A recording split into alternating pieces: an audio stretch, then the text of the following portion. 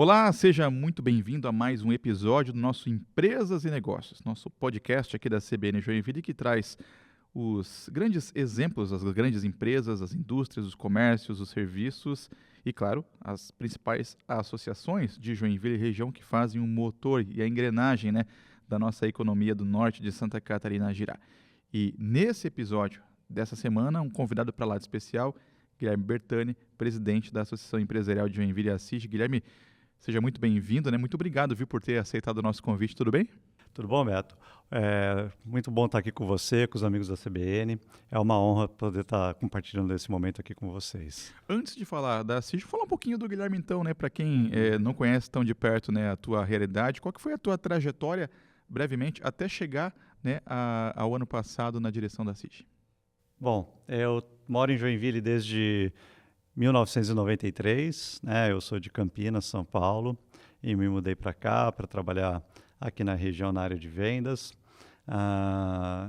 E com essa experiência eu comecei a trabalhar na Docol, e lá eu fiz toda a minha carreira lá dentro, passei por várias áreas, área de logística, área de exportação, marketing, vendas também, até chegar à presidência da Docol, E em função desse papel na Docol, a gente sempre participou da história da CIG também, e acabei me aproximando da entidade, participando do seu dia a dia, até que surgiu o convite, a oportunidade de estar conduzindo os trabalhos de toda a entidade que eu faço nos últimos 1 ano e meio, E é claro que é um cargo voluntário, Guilherme? Mas qual que é o nível de responsabilidade comparando com a realidade que você tem hoje na empresa, na Docol, nas agendas quando você vai à noite, por exemplo, para a CIG? Bom, são responsabilidades diferentes, Enquanto a Docol é uma empresa aí com mais de 2.000 colaboradores, uma marca de importância nacional e internacional, mas a CIG tem toda uma história, em Joinville, em Santa Catarina, um papel fundamental em momentos importantes de Joinville, em defesa e no desenvolvimento do empreendedorismo, de apoio aos empresários, às empresas daqui, ao relacionamento com as entidades públicas também, com prefeitura, governo do estado, para o desenvolvimento da região, servindo de interlocutor, apoiando ações também, como recentemente a gente teve na questão do Covid. Então, tem um outro tipo de responsabilidade, que um impacto muito maior na comunidade e na vida do nosso estado também. Recentemente, inclusive, você concluiu o seu primeiro ano, à frente da CIG. O que dá para destacar dessa primeira metade de mandato realmente? O que foi estreitado de relacionamento com o associado e quais foram as principais pautas da CIG nesse período?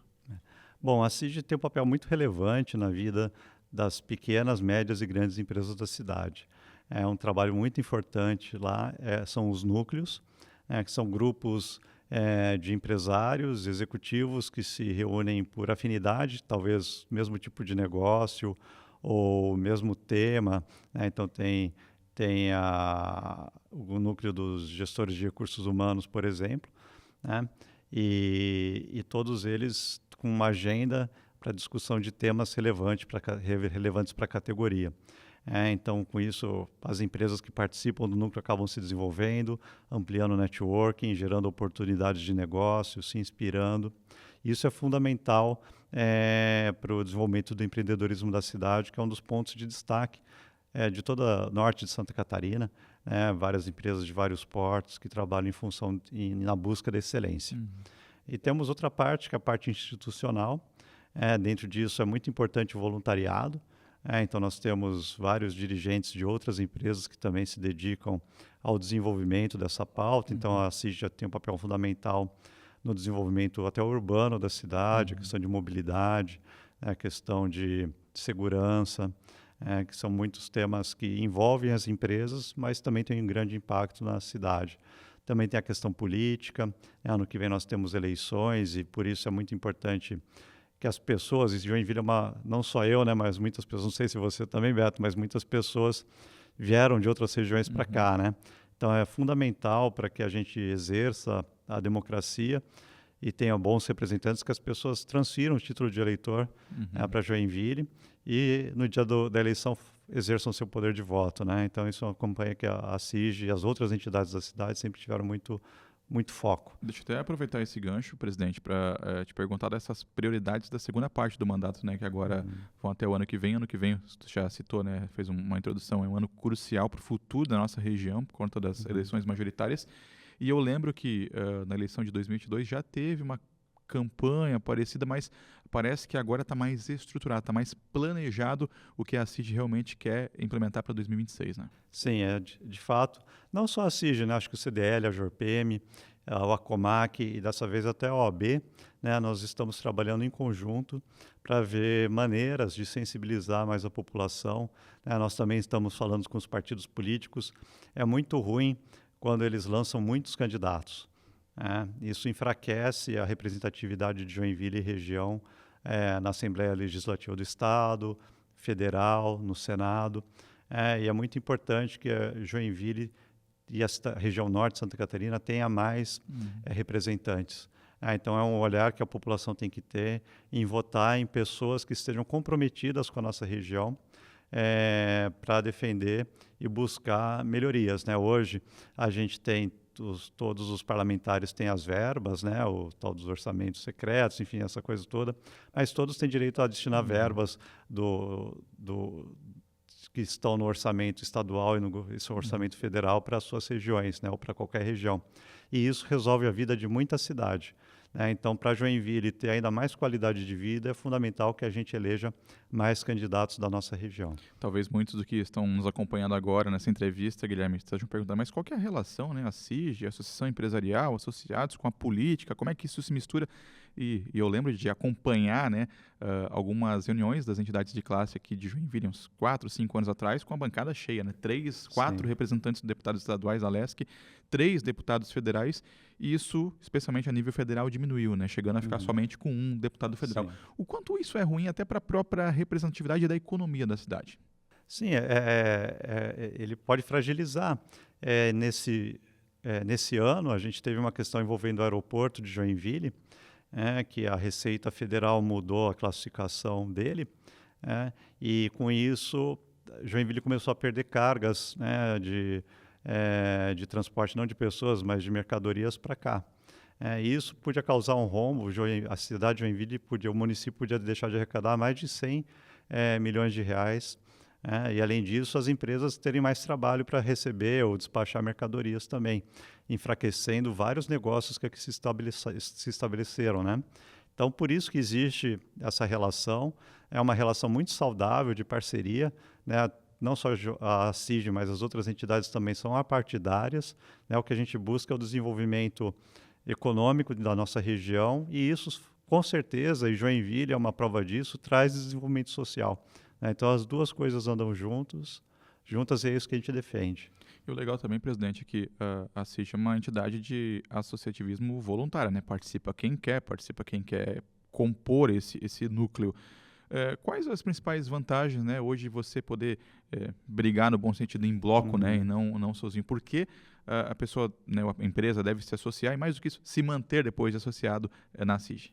Então, quando a gente olha para Santa Catarina e para Joinville, não só Joinville, mas as principais cidades do estado, o que nós temos de diferente de outras regiões do Brasil?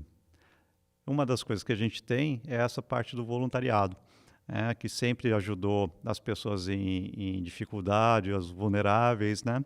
Sempre apoiou também a comunidade, os momentos de crise. Então, esse é um diferencial que a cultura de Santa Catarina e de Joinville tem muito forte. Então, todo mundo que vem para cá e todo mundo que é daqui precisa manter isso, porque é um dos fatores que levaram a gente a ter esse desenvolvimento social diferente do resto do Brasil. Outros estados do Brasil invejam Santa Catarina, olham com admiração tudo aquilo que a gente conquistou. Então, é muito importante que todos participem de alguma entidade, destinem uma parte do seu tempo para isso.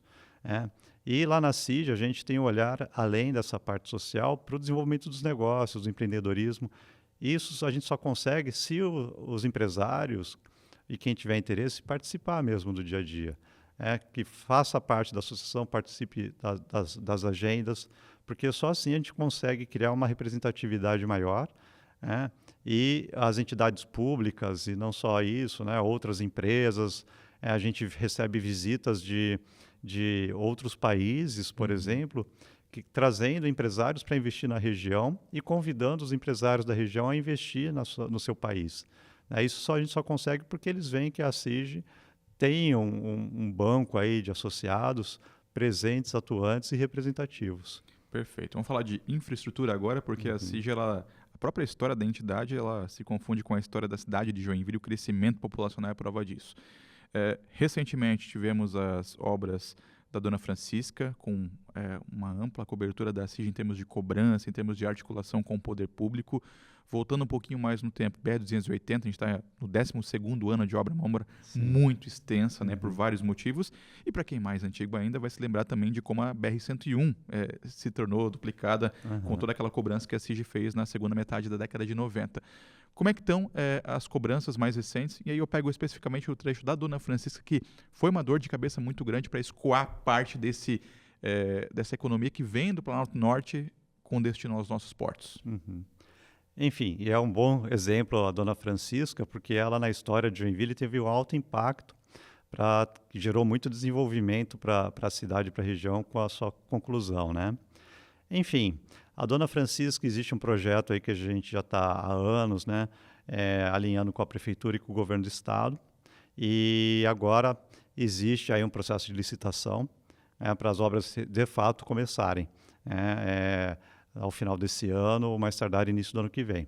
Então a ideia é começar ela de trás para frente, ali de Piraberaba, lá na Edmundo Dobrava, e vindo para a região central até a Deller.